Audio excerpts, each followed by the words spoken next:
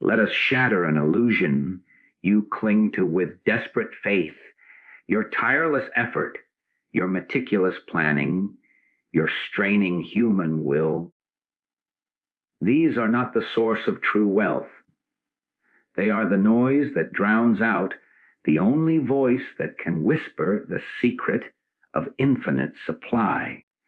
If I were to begin again with the clarity I now possess, I would not rush toward a goal.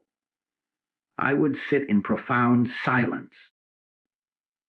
I would not affirm beggarly prayers, but I would utter a single living truth until the universe had no choice but to mirror it in my experience, until the appearance of $1 million became a natural, effortless symbol of the inner reality established. You have been taught to seek the effect. I am here to direct you to the cause. You have been conditioned to build from the outside in. We shall work from the inside out, where the only genuine creative power resides.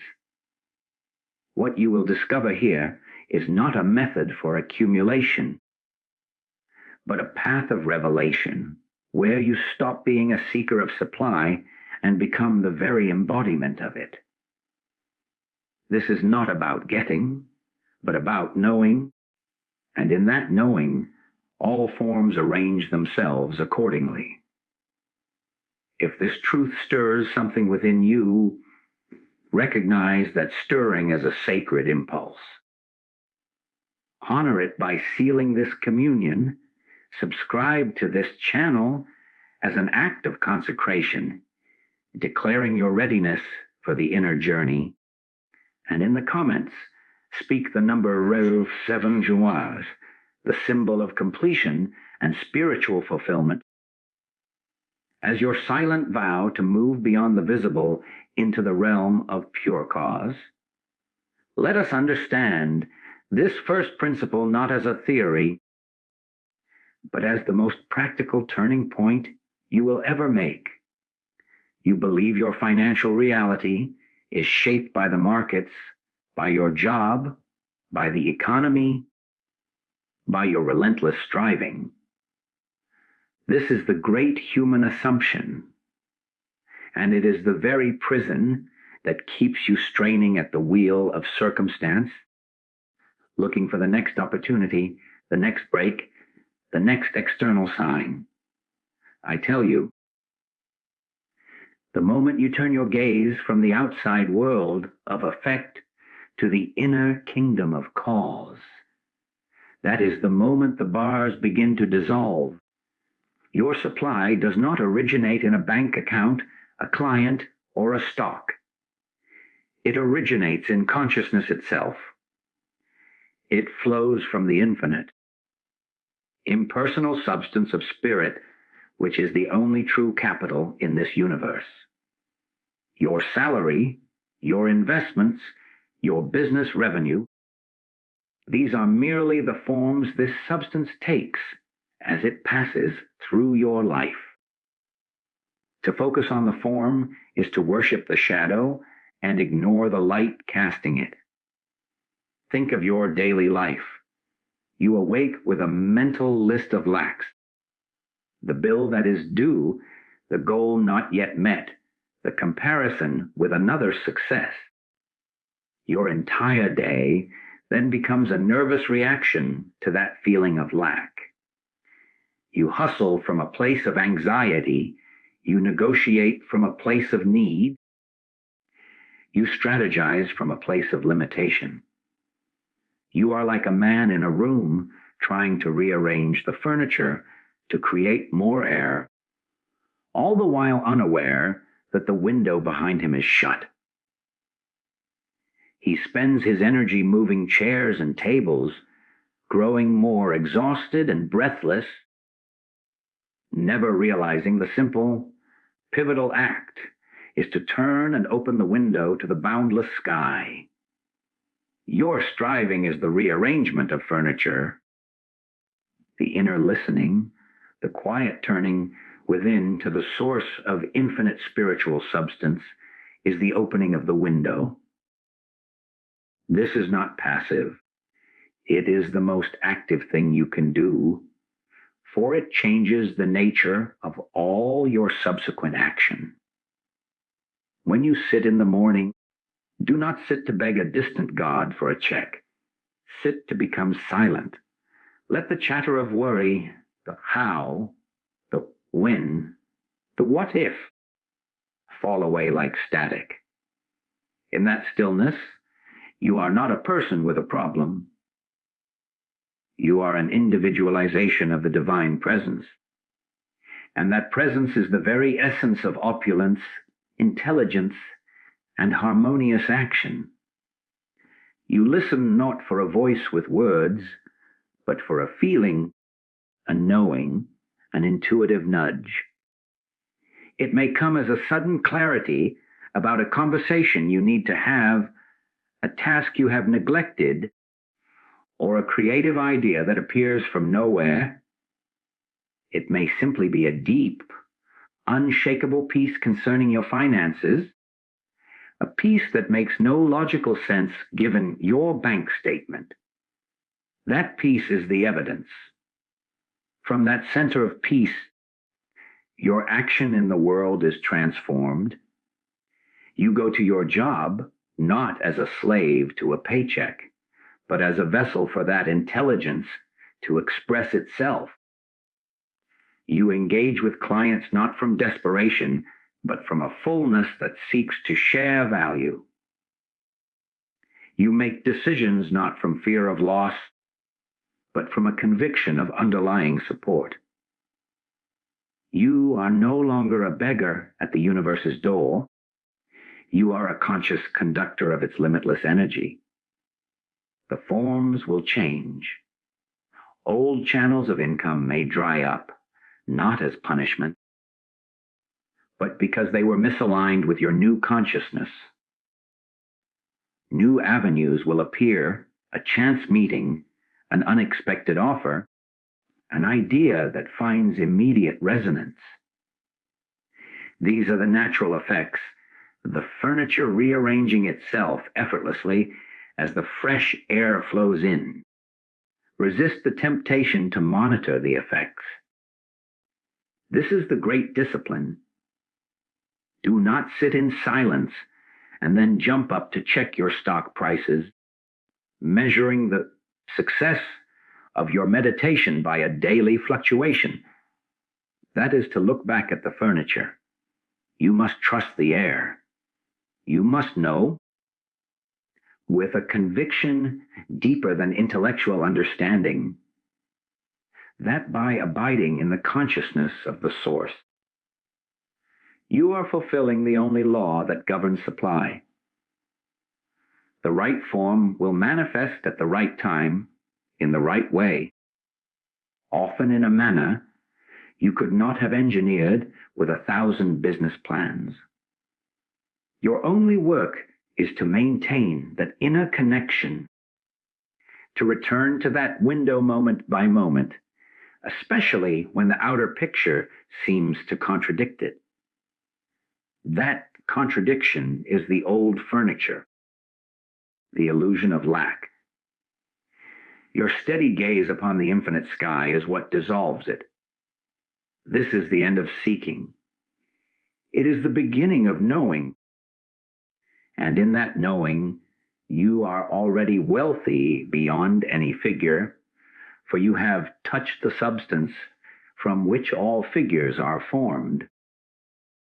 This declaration is not an affirmation in the way the world understands it. The world's affirmations are often desperate repetitions of a desired effect, chanted like a plea to a universe perceived as separate and withholding. You say, "I am wealthy," while staring at an empty bank statement. And the chasm between the words and the perceived reality creates a dissonance that undermines the very power you seek to harness. A living truth is something entirely different. It is not a statement about a condition you wish to see. It is the conscious embodiment of a spiritual fact that is eternally true, regardless of circumstance. It is speaking from the mountain top of your true identity, not from the valley of your human situation. You are not a mortal being trying to become prosperous. In your spiritual being, you are already the very expression of the infinite source, which knows no limitation, no lack, no delay. The living truth you declare is this: I am the place where the infinite outpouring of spirit manifests as harmonious form and abundant supply. You say this not to change God, but to change your own awareness of what God is doing right here, right now, as you. The power of this is in the feeling, tone, the knowing, that must accompany the words. It is the difference between reading a recipe for a feast and actually tasting the food. Your daily life provides the perfect workshop for this. Consider a moment of interaction, perhaps a sales call or a negotiation for your services. The old way, born of begging prayer, is to approach it with a hidden agenda. Please, let them say yes. I need this commission to pay my rent. That neediness, that fear, vibrates through your voice and is felt by the other. It pushes the very thing you desire away from you, for you are operating from a consciousness of lack. Now, instead, you prepare by sitting in the silence we spoke of. You become still. From that stillness, you declare the living truth. I am the conscious vehicle through which divine intelligence operates, creating a mutually beneficial agreement. You do not say this to manifest a specific contract. You say this to align yourself with the principle of harmony and right action. You then enter the conversation not as a supplicant, but as a clear, poised, and unattached presence. You listen from that inner stillness. You speak from an inner authority that has nothing to do with ego. The outcome is now in the hands of a law greater than your personal manipulation. You may close the deal, or you may not. But if you do not, a profound peace remains, and knowing that this was not the harmonious form for now, and that what is right and necessary will come from another direction, unimpeded. This practice turns every transaction of life into sacred commerce. Paying a bill becomes a declaration. I am the joyful activity of substance circulating from its infinite source through me to bless and be blessed. You are not parting with limited funds. You are participating in the infinite flow. Writing a proposal becomes not a gamble for approval, but a declaration. I am the transparency through which creative inspiration takes perfect form to meet a specific need. The anxiety of waiting for a response falls away. Because you have already fulfilled your purpose, you have been the vehicle for the idea. The acceptance is merely an outer confirmation of an inner reality already established. The until in this principle is critical. You declare it until your conscious awareness shifts. You declare it until you no longer feel like a separate entity trying to believe something, but until you feel yourself to be the very thing declared. You declare it when you open your eyes in the morning, and the old thought of lack tries to greet you. You declare it when you see a symbol of wealth that once triggered envy, and now you see only the same infinite substance taking another form. You declare it when the mail brings an unexpected bill, and instead of panic, you feel the unshakable calm of the provider within. You are not convincing the universe of anything. You are convincing yourself of what the universe has always been. You are sanding away the hardened layers of human belief, belief in struggle, belief in scarcity, belief in mortal power, to reveal the finished masterpiece of spiritual identity that was there all along. The $1 million manifestation is not the goal. It is the inevitable minor side effect.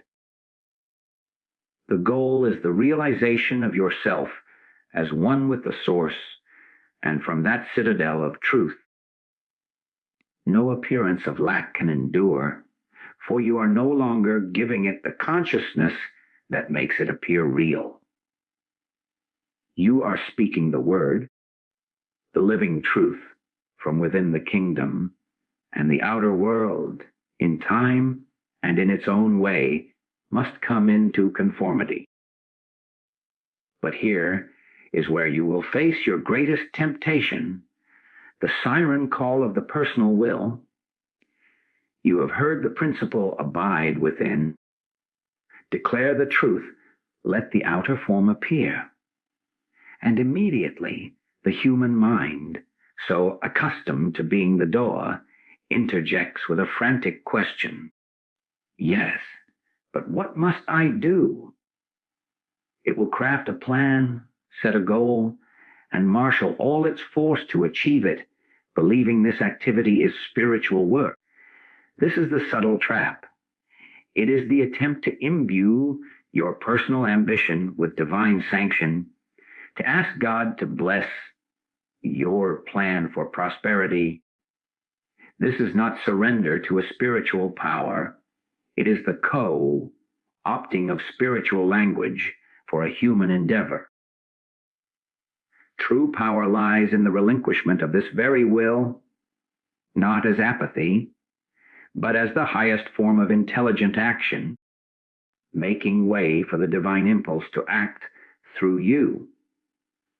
Your will is limited to your past experience, your fears, and your calculations.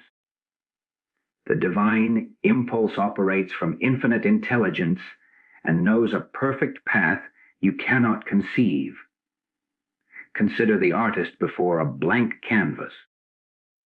If he approaches it with a rigid, detailed blueprint in mind, determined to force his exact vision onto the cloth, the result may be technically proficient, but it will lack life, spontaneity, and that mysterious quality we call inspiration.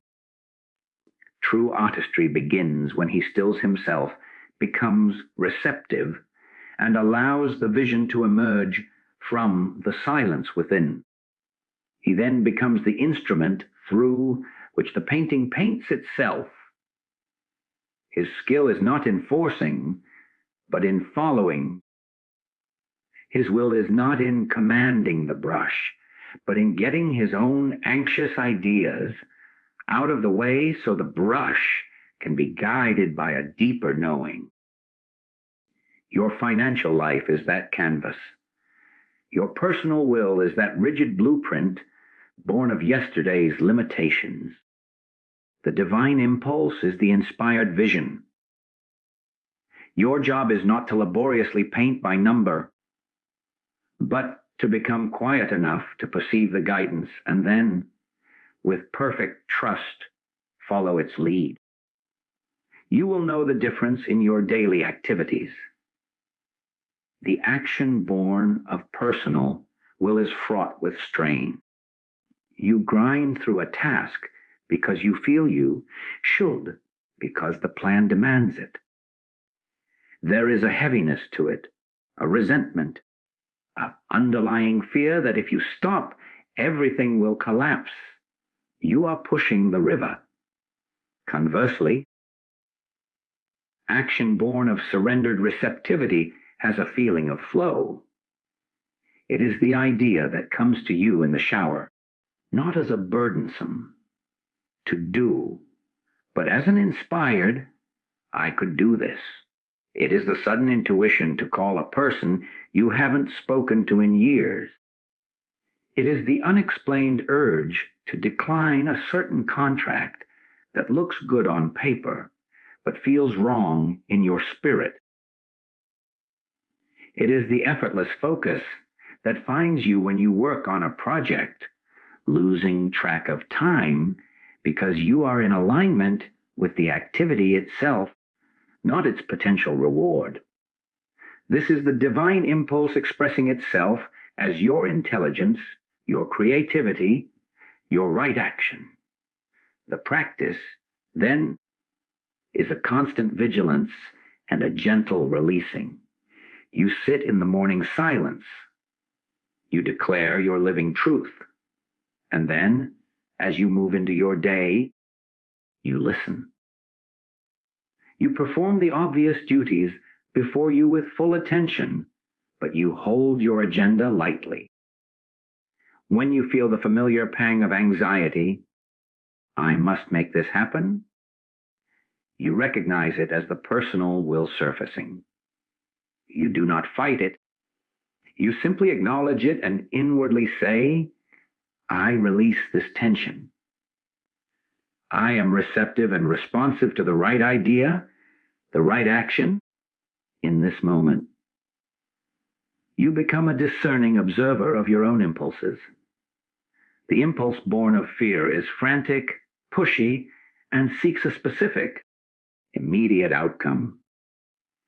The impulse born of spirit is calm, clear, and often feels like the next natural, intelligent step without the weight of the entire future resting upon it. This is how the invisible becomes visible.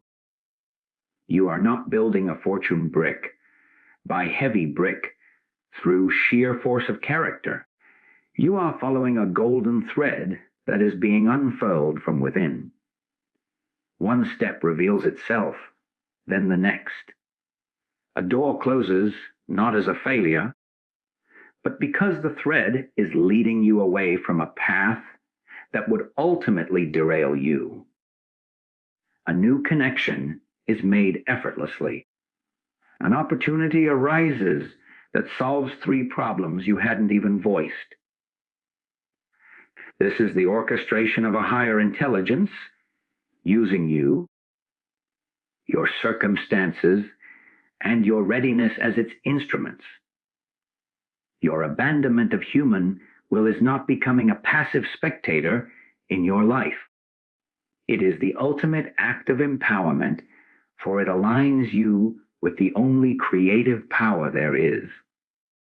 You trade the exhausting, limited power of the swimmer fighting the current for the infinite, effortless power of the current itself, now carrying you toward its own grand destination. Your hands are active, but the force moving them is not your own small sweat and strain. It is the grace of a wisdom that knows the end from the beginning and is perpetually manifesting it through you. When you cease your interference and allow, now we arrive at the great reversal, the pivot upon which your entire experience of reality turns. You have been trained since birth to live life as a series of reactions to the visible world. A bill arrives, and you react with anxiety, scrambling to meet it. The market shifts, and you react with fear or greed. You see another's success and react with envy, interpreting it as evidence of your own lack. This is the world of effect. It is a world where you are perpetually at the mercy of what has already been formed, a prisoner in a cage of your own perceptions. But I tell you, The visible world is not cause, it is always and only effect. It is the shadow. To focus your power, your thought, your emotional energy on the shadow is the very definition of powerlessness. It is to try to rearrange the images on a movie screen by touching the screen itself, rather than accessing the projector in the booth. Your life's projector is not in the circumstances, it is in the realm of spiritual consciousness, the realm of cause. Think of a master potter. Before him sits a finished vase, fired and glazed. That is the world of effect, the visible, tangible result. A novice, seeing only the vase, might try to change its shape by pushing on the hardened clay, succeeding only in breaking it. The master knows the vase was shaped in the soft, pliable moment on the wheel long before the kiln. His attention goes not to the fixed form, but to the creative intelligence and the yielding substance from which all new forms emerge. Your financial situation, your relationships, your health, these are the fired vases of your past consciousness. To obsess over them, to fight with them, to beg them to change, is the act of the novice. The master in you must turn away from the hardened form and return to the wheel of your present awareness, where the substance of your life is still soft, still receptive to the impress of a new idea from the divine. In your daily walk, this means a radical shift in where you place your faith and your mental attention. When lack appears in any form, you must train yourself to see it not as a truth to be negotiated with, but as an old projection, a shadow cast by a past state of consciousness. Your work is not with the shadow. Your work is to turn on the light in the projector room. The appearance of a debt is not your reality. It is the echo of an old belief in separation from supply. So you do not pour all your energy into fretting over the debt. You turn within to the cause. You go back to the wheel. You sit in the silence and know the truth of infinite, ever-present substance. You declare the living reality of your oneness with the source. You feel the flow. You are working not on the debt, but on the consciousness that could experience debt. As that consciousness shifts, as the light changes, the shadow must change. The debt may be paid from an unexpected source, or it may dissolve through a forgiveness or an unexpected solution you could not have engineered. The form of the adjustment is irrelevant to the principle. The principle is that you changed the cause and the effect was compelled to conform. This is the secret behind all lasting demonstration. It is never a matter of manipulating effects. It is always a matter of correcting consciousness at the level of cause. You are not a fortune teller trying to predict what will appear on the screen. You are the operator of the projector, deciding what reel to run. When you witness conflict, you do not jump into the fray to fix all the personalities.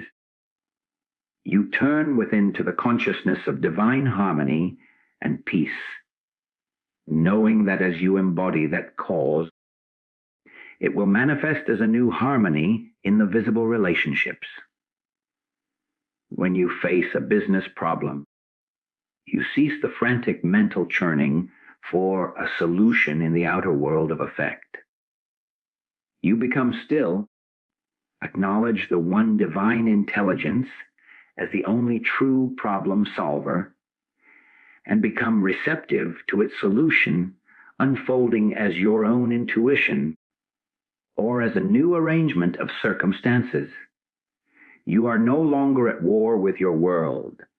You are the quiet, confident cause of its transformation from within. This understanding liberates you from the tyranny of the visible. The numbers in your bank statement, the opinions of others, the so-called market realities, these lose their hypnotic power to define your reality. They are seen for what they are, temporary pictures, subject to change the moment a higher law is applied. You walk through the world of effect with a kind of holy indifference, not because you do not care, but because you care so deeply for the truth that you refuse to worship the illusion. Your passion, your focus, your fidelity are given entirely to the cause, to maintaining that inner alignment, that conscious union with spirit. From that fortress of cause, you watch the world of effects rearrange itself with a precision and a grace that will forever annihilate your faith in mere human effort. You stop being a consumer of reality and become its conscious creator, not by molding clay with your hands, but by holding the unshakable knowing in your heart that the only substance is spirit, and it is forever shaping itself into perfect form through your acknowledged awareness of it. The struggle ends here at the source. The flow begins here at the cause. And from this point forward, nothing can appear in your world that does not first pass through the loving filter of this truth. This is the sacred transition from the life of a seeker to the life of a beholder, from one who chases supply to one who realizes they can never be separate from its source. To seek is to affirm a distance between you and the object of your desire. It is to stand at the shore, looking longingly at the boundless ocean, praying for a cup of water. To embody is to understand with every fiber of your being that you are not on the shore, you are in the ocean. The very substance of the water is your substance. You do not need to fetch. You need only to allow, to let the tides of infinite spirit circulate as your own life, your own intelligence, your own supply. The millionaire is not someone who has acquired a pile of money. It is someone who has uncovered the truth that they are heir to the entire treasury of the universe, and who then lets that truth express in tangible form. The form is incidental. The being is everything. Your entire day can now become a continuous practice of this embodiment, moving from theory into a felt, living reality.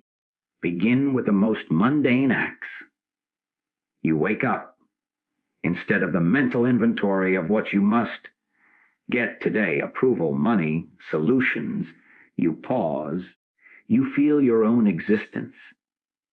In that feeling, you consciously acknowledge this awareness that I am, this very sense of being, is not poor.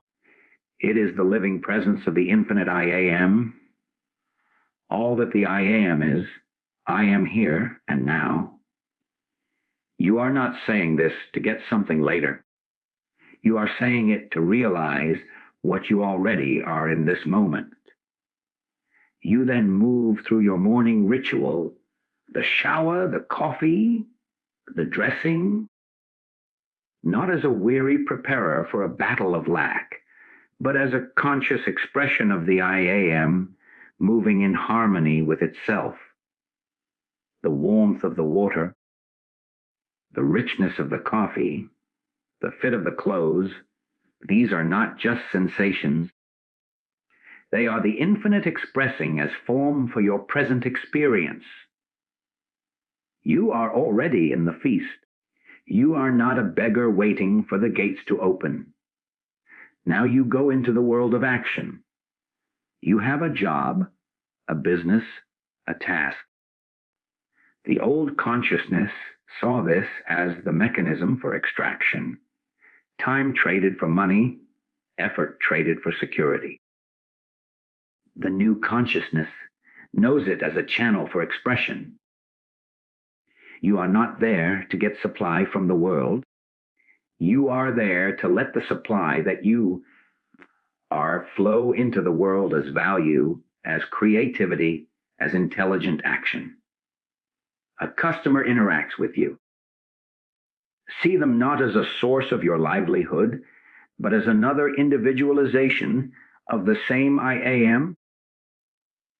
And your interaction is an opportunity for that one life to bless itself through both of you. Your value is not determined by their transaction. Your value is the inherent, undeniable fact of your spiritual being. From that place of fullness, your service is richer, your ideas are clearer, your presence is more attractive. People are not drawn to beggars. They are drawn to royalty, to those who carry an inner knowing of their own worth. When a challenge arises, a missed target, a rejected pitch, an unforeseen expense, the embodiment is tested.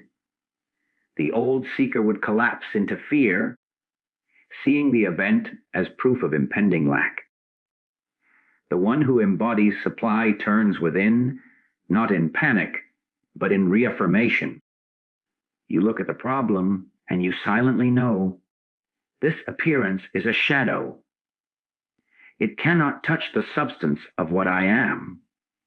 I am the substance itself. Therefore, I am not in need. I am the provision. You do not deny the appearance. You deny its power and its origin.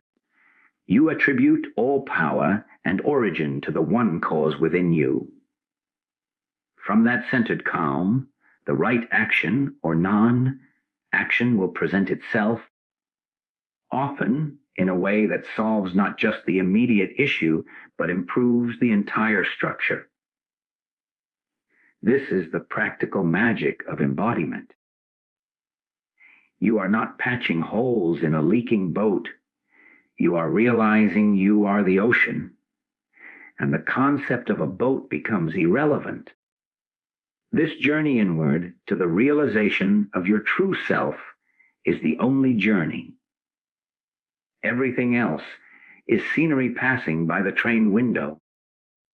The scenery changes, sometimes valleys, sometimes mountains, sometimes bustling cities, but you, the passenger, the aware one, remain constant. Your goal is to become so identified with the passenger, with the pure awareness, that you lose all anxiety about the scenery. You know the train is headed for its perfect destination. The scenery of wealth, of harmonious relationships, of health, these are natural landscapes along the route of a consciousness that knows its own divine identity. To seek the scenery is to miss the point of the journey. To embody the passenger is to enjoy every view without clinging to any, knowing better ones always unfold when you are rooted in the joy of the ride itself. You cease to think, I need to become a person who has $1 million. You begin to know, I am the conscious awareness through which the infinite expresses itself, and $1 million is one utterly insignificant possible form that expression could take, should it serve the harmonious whole. Your peace, your power, Your poise no longer depend on the form. They depend on your unbroken remembrance of who and what you are right now, in the midst of whatever is appearing. From that remembrance, all things are not only possible, they are, in a profound sense, already present, waiting only for your conscious acceptance to step into visibility. Let this be the final and most liberating key. The direction of all genuine creation is from the invisible to the visible, from the formless substance of your consciousness to the formed experience of your world. The world has taught you to build from the outside in. You gather bricks of money, status, and possessions, stacking them precariously into a structure you call a life, hoping the inner feeling of security and worth will follow. It is a heartbreaking, endless labor, for the winds of circumstance can topple such a pile in an instant. The spiritual law operates in the opposite, an unfailing direction.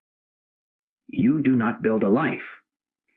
You establish a truth in the inner, silent realm of being, and a life crystallizes around that truth as surely as frost forms on a window pane from the invisible conditions of cold and moisture.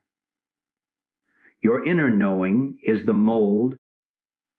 The outer world is the metal poured into it, taking its exact shape. When you worry from the outside, you are trying to carve the hardened metal. When you work from the inside, you are designing the mold. See this in the simplest of daily examples. You have an important meeting. The outside, in approach, is to fret over your appearance, rehearse your lines, anticipate objections, and attempt to control every variable in the room.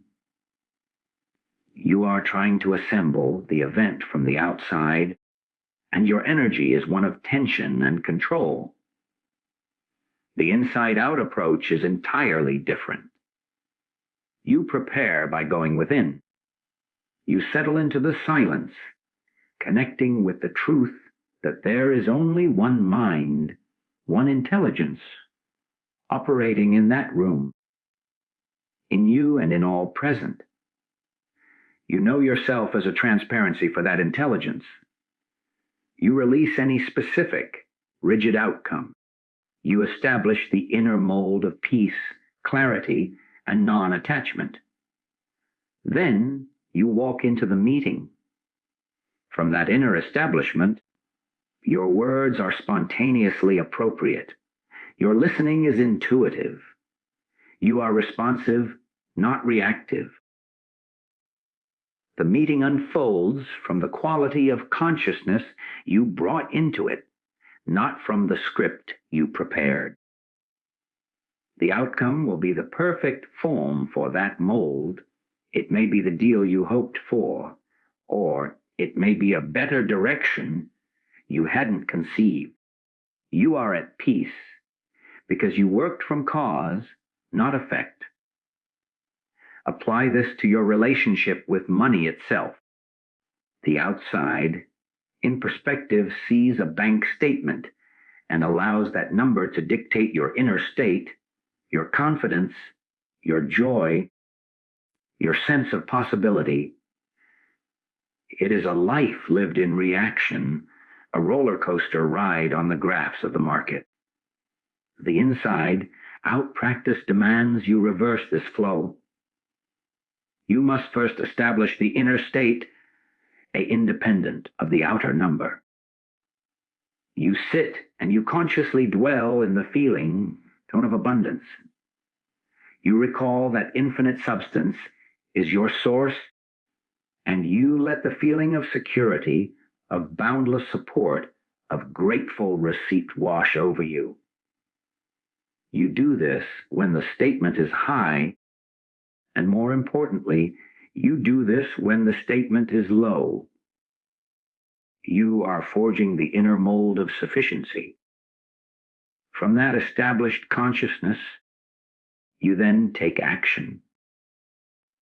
Your financial decisions, where to spend, where to save, where to invest, come from a place of wisdom and guided intuition, not from panic or greed. You may feel led to give generously when logic screams to hoard, because you are acting from the inner truth of flow, not the outer appearance of lack. The outer numbers will, over time, have no choice but to conform to this inner reality, because you are consistently acting as if the truth you know inwardly is the only reality that matters. You are living from the cause, and the effects must follow. This principle turns every moment into a creative act. You are not a victim of a chaotic world. You are a conscious architect, but your blueprint is your state of awareness. A conflict at home is not solved by arguing over the surface problem, the effect. It is resolved by withdrawing within, even mid-argument, to re-establish the inner mold of love, forgiveness, and oneness. You then speak and act from that re-established consciousness, and the outer form of the conflict dissolves, not because you won a point, but because you changed the substance from which the situation was formed. Your health, your relationships, your finances, they are not separate domains to be managed. They are all expressions of the one inner mold, which is your predominant state of consciousness. A fearful mind will manifest challenges in all three. A mind established in the truth of spiritual oneness and infinite support will manifest harmony in forms appropriate to each.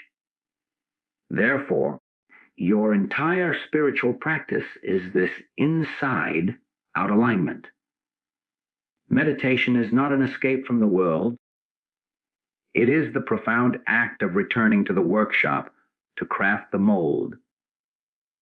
Your declarations of truth are not wishful thinking. They are the precise specifications you are etching into that mold.